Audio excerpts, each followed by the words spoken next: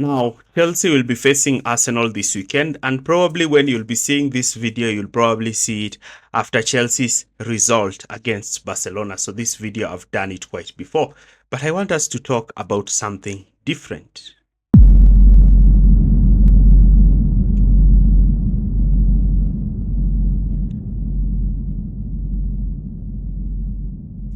Now,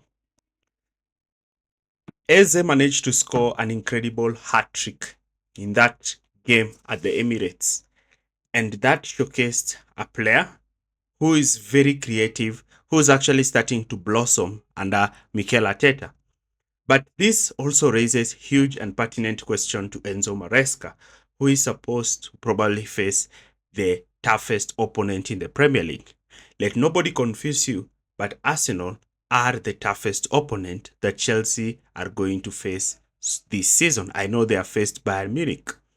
The tactical aspect of Mikel Arteta against Tottenham Hotspur might give us an inclination of what we actually expect from Arsenal, and probably this is something that Maresca can learn in preparation for the game against Arsenal. You can see from the reaction of Thomas Frank, he was really caught by surprise. The way in which Arsenal were able to dominate him, were able to play through him, and they were able to make his attack toothless was something incredible. Now, if you're new in this channel, do not forget to like, share, and subscribe, and let us immediately proceed with our analysis. Mikel Arteta and has come from the Pep Guardiola school of positional play. So has Enzo Maresca. Now, the way Arteta managed to destroy Tottenham was quite interesting. The first way that Arteta used to destroy Tottenham was through Arsenal's incredible build-up structure. So Arsenal would look to lower Tottenham into that press. So Tottenham were starting the game with a back five with two midfielders and three attacking players. And I think this structure by itself just showcased how Arsenal were able to outnumber Spurs. You can see here clearly the way Tottenham are. You can see how Arsenal were. And you notice that Tottenham were reluctant to press Arsenal whenever the ball was with Raya because they wanted Arsenal to come with the ball forward. So when Arsenal came with the ball forward, the main task of Tottenham Hotspur were trying to stifle Arsenal towards one side. But the way Arsenal were able to play through this is by committing so many players on that one side to create passing channels and switch play quickly.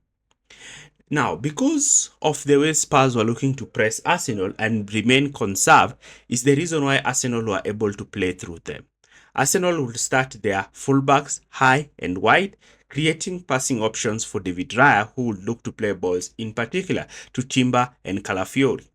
And whenever both of them started quite deeper, players such as Eze were super important in dropping in momentarily, receiving the ball in pockets of space, knowing very well that Tottenham's wide centre-backs will not drop deep. And you can see here when Saliba has the ball, and you can see that Richarlison is the only sole presser. And you can see that Tottenham are not looking to apply that pressure well. Eze is able to drop deep to receive the ball. He looks to drag out Udogie out of position. And you can see the position of both Eze and Saka, since both of them kept on dropping momentarily and switching. Now, because of this, and because Spurs had highly compensated with their defense, this left them problematic, because if you allow Eze with the ball, he will play balls over the top or in behind for the runs of Bukayo Saka. But that was not just the problem that Spurs experienced. Spurs also experienced one huge problem when Arsenal were settled in possession. And the problem here was the structure of Arsenal. So Arsenal, just like many positional play system, wanted to build with a back five, with Calafiori pushing into that half space position. So Spurs' initial plan was to commit 3 players to press each centre back and 2 players back to prevent central progression. And to some extent, this looks good on paper because you are able to stop Arsenal's centre backs and midfielders from even linking with the attack, relying that your 5 defenders will be able to go man-to-man with players like Eze, Saka, Trossard, and Calafiori. Now, this was such a huge problem for Spurs, because when you decide to go aggressively man oriented, then you expect that all your pressing players should be man oriented. But since Spurs were not quite man oriented with their pressing against Arsenal, Arsenal sometimes will be quick enough to shift the ball out forward, looking to even drag Spurs wing backs so high to try and come and overcompensate. As you can see here, you can see how Arsenal are creating that space, and you can see how Spurs are super disorganized.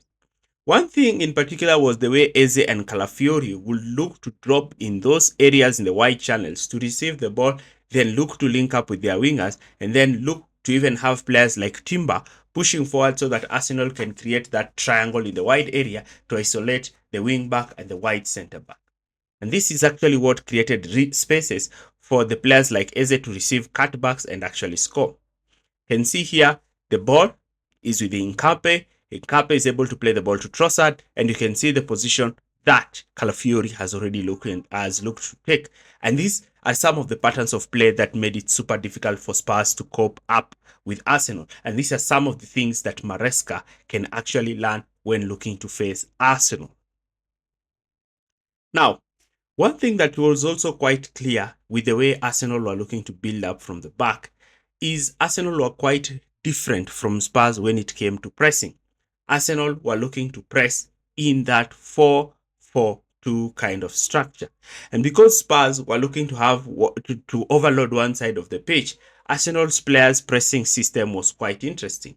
One player would look to come and sit down the center, while the other one will try to force Tottenham to play the ball towards one side of the pitch.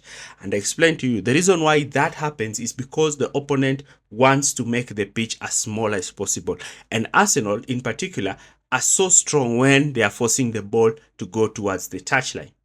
Now, once the ball is played towards the touchline, it is immediately complemented with an aggressive man marking pressing system that denies the opponent any space with the ball. And that's how Arsenal immediately regain possession of the ball, or they force the ball to be played long, where they trust their center backs are strong enough to actually win the aerial duels and turn the ball over to them, as you can see here. But this is also the situation that led to Spurs scoring their first goal, because here Zubamendi is actually beaten in this duel and Richarlison is able to come up with that worldy. But what actually that happen? How that happens is because Spurs have made it Arsenal have made it super impossible from Spurs to actually build from the back.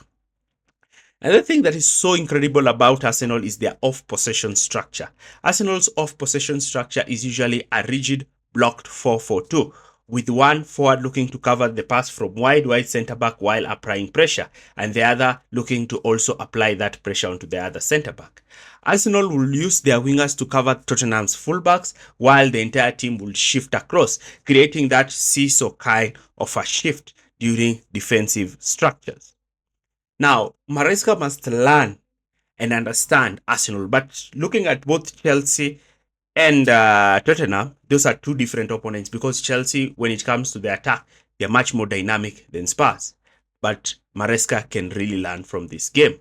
So what do you think? Leave your comments in the comment section area below. Thanks for watching.